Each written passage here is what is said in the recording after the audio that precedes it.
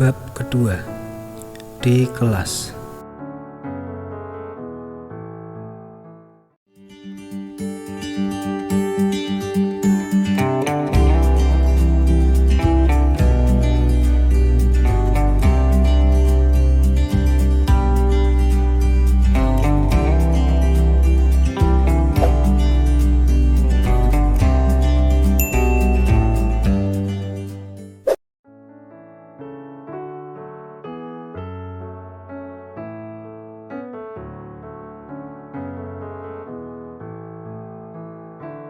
Waktu itu kelas 5 sedang menerima pelajaran dari Pak Rustandi.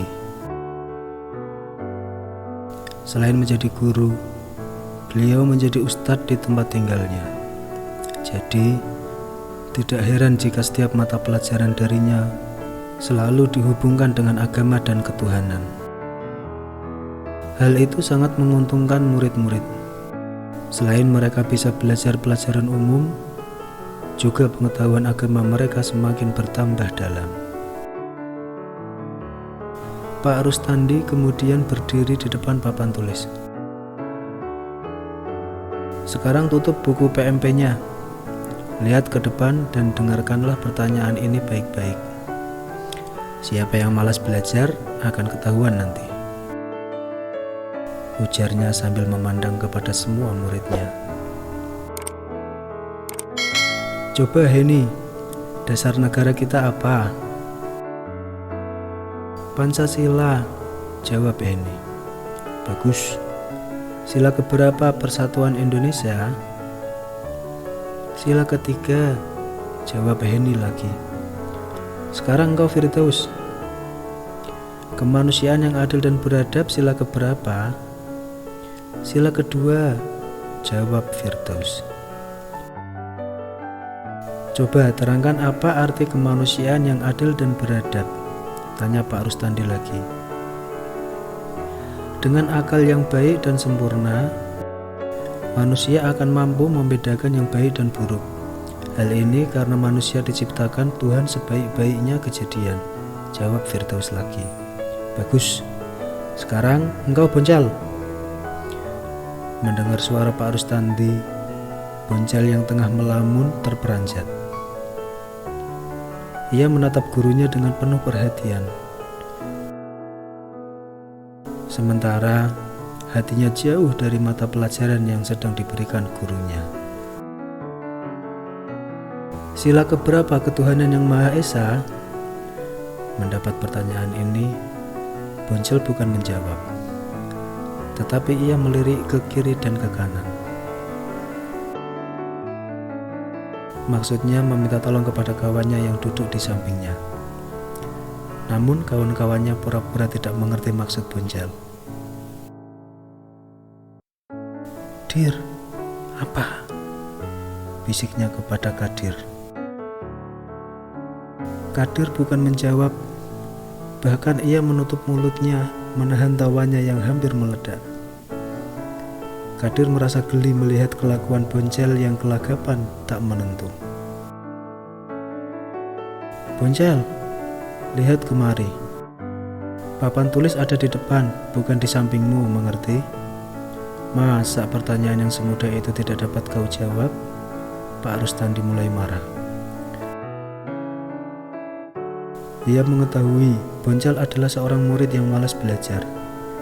Kerjanya hanya bermain dan mengadu jangkrik bersama kawannya yang malas pula.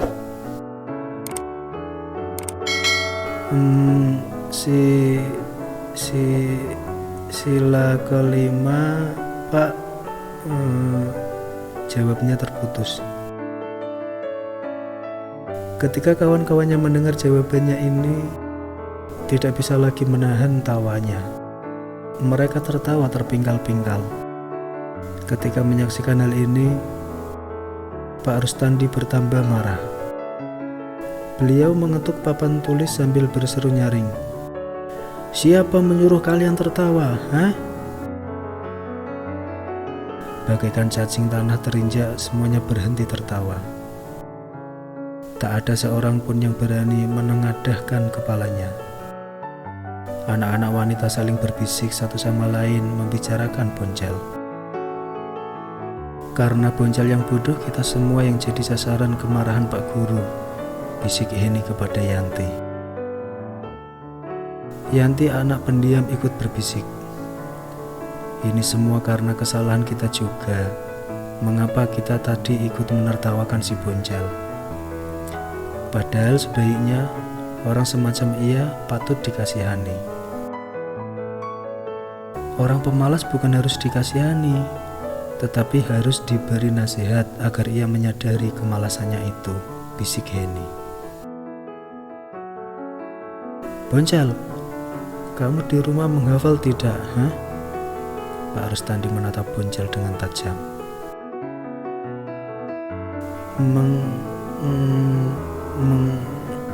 Menghafal, Pak, jawab Boncel sambil menundukkan kepalanya karena ketakutan. Menghafal buku komik ya? Bentak Pak Rustandi. Bukan, Pak. Bukan, Pak, jawab Boncel tergagap. Kalau tadi menghafal, mengapa kamu tidak bisa menjawab pertanyaan semudah ini? Hah? Tanya Pak Rustandi. Boncel tidak dapat menjawab lagi. Ia menundukkan kepalanya. Selain takut oleh gurunya, ia merasa malu oleh kawan-kawannya yang menatapnya dengan geli. Sungguh memalukan sekali. Sebagai bangsa Indonesia, kamu tidak bisa menjawab pertanyaan semudah ini. Bagaimana mungkin engkau dapat mengamalkan Pancasila dengan baik, sedangkan sila-silanya saja tidak hafal? Sia-sia saja engkau sudah kelas 5, jika Pancasila saja tidak hafal. Sebenarnya Pancasila menjadi dasar negara kita ini harus bisa dihafal di luar kepala, mengerti? Memalukan sekali seandainya ada tamu asing kebetulan menanyakan masalah ini kepadamu, tanya Pak Rustandi sambil menatapnya dengan tajam. Pak Rustandi kemudian beralih pandangannya kepada Akbar yang tengah menatap ke muka. Akbar, coba sebutkan satu persatu sila-sila dari Pancasila, tanya Pak Rustandi. Dengan cepat Akbar lalu menjawabnya. Sila pertama, ketuhanan yang Maha Esa. Kedua, kemanusiaan yang adil dan beradab. Ketiga, persatuan Indonesia.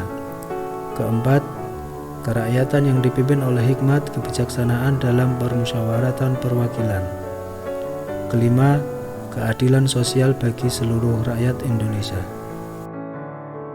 Bagus sekali. Engkau berarti menghafal dengan penuh kesungguhan. Apa artinya keadilan sosial bagi seluruh rakyat Indonesia? Coba jelaskan dengan singkat. Jawab Akbar. Kesejahteraan yang kita usahakan untuk kepentingan seluruh rakyat Indonesia. Kesejahteraan itu meliputi sandang pangan, perumahan, pendidikan, peribadatan, serta tempat hiburan lainnya. Apa artinya ketenteraman peribadatan? Tanya Pak Rustandi kepada Akbar. Kita bebas memeluk agama menurut kepercayaan masing-masing. Janganlah pemeluk satu agama dengan lainnya saling mencela. Sebab hal itu bertentangan dengan isi ketuhanan yang Maha Esa. Jawab Akbar tanpa ragu-ragu. Pak Rustandi berikut kawan-kawannya yang lain terpaku mendengar penjelasan yang mantap dan berisi ini. Mereka tak mengira Akbar pengetahuannya tinggi dalam pengalaman arti Pancasila. Bagus, bagus. Ini baru seorang murid yang baik. Pak Rustandi menepuk bahu Akbar berkali-kali. Teng, teng, teng. Suara lonceng berbunyi. Anak-anak, karena waktunya sudah habis, pelajaran hari ini kita tutup. Kalian lebih giatlah belajar, terutama kepada Boncel. Baik-baiklah belajar. Engkau harus malu oleh kawan yang lain kalau mau naik kelas 6. Belajarlah engkau dengan sungguh-sungguh.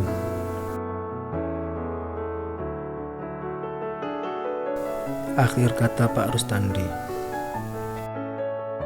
Sepulang sekolah, sepanjang jalan Boncel dinasihati oleh Akbar dan Kahar.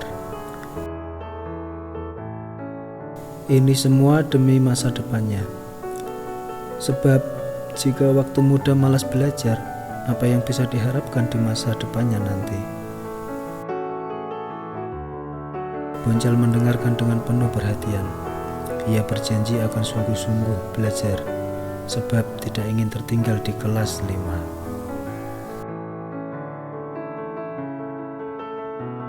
Itu tadi cerita Akbar di kelas.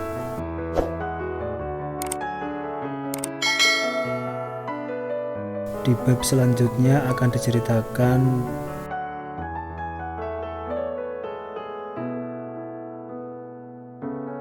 tentang Akbar dan adiknya yang bernama Reni.